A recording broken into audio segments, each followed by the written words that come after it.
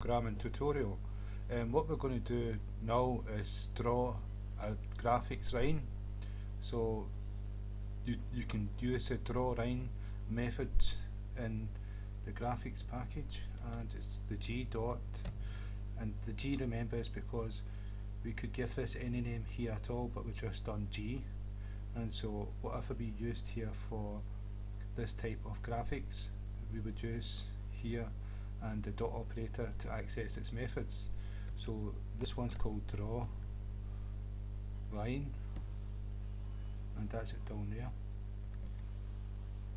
And what you see there is there's two, it's x1, y1, x2 and y2, right? And we'll change them in a moment. So just to demonstrate what it means, I'm going to use a lot of underscores in a straight line to create a line here.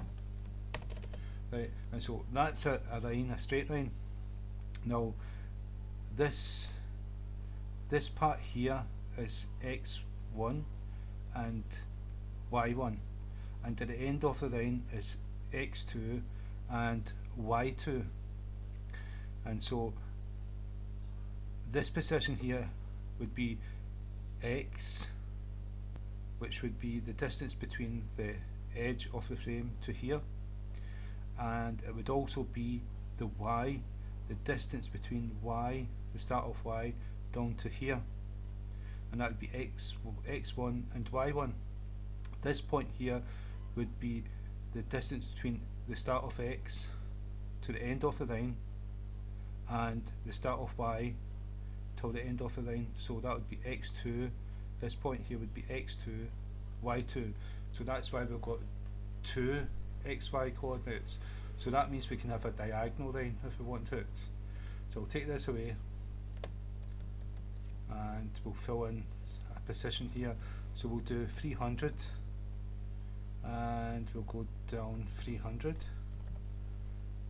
and then we'll make it the xy, so this is x1. So if we do 300 here, then we won't have a line at all because it starts at 300 and stops at 300. But if we do 301 here, then we'll have 1 pixel, which is not very good. You might not even be able to see it. So what we'll do is we'll do 350 so we can just see it. 350. So that's the distance between the start of the line till the end of the line, because we're going to do a straight line. And we'll do this one 300, the same as y. So it's a straight line. If we had more, it would be a downward slope. If we had less, it would be an upward slope. And so what we'll do is 300. And if we save the program, run the program. Now that's 300. This point here is 300, and this point here, no, let me see what the coordinates are. 300 and 350. Right. This is x going across this way, so that's 300 and that's 350, and this is 300 down here and 300 down here, so this is y2 300 and this is y1 300. So if we change that, if we make x 100, you'll see we'll have a bigger line. Now that's from there to here is 100, and that's still 350. Now if we change the coordinates to have an upward slope, so this would be like 300 from here to there, and say this is like 200 from here to here. So what we'll do is we'll change y2 to 200, which is smaller than the y1, so we're going to have an upward slope. And so now this is x 100, x1 100, y1 300, this is x2 350, and y2 200, and so it's upward slope. So we're going to have a downward slope.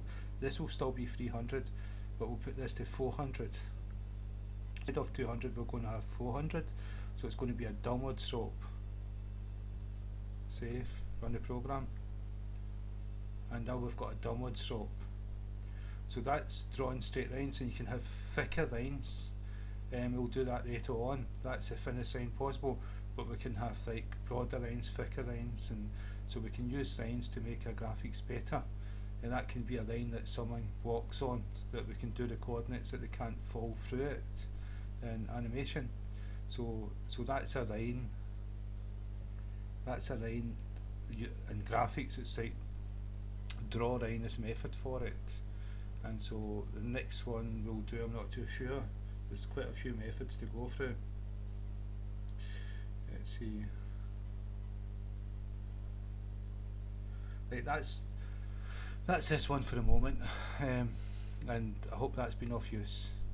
And as usual, put this source code on the video, the description of the video, so that you can cut and paste it onto Eclipse or whatever one you're using, and run the program and play around with it, and become accustomed to it.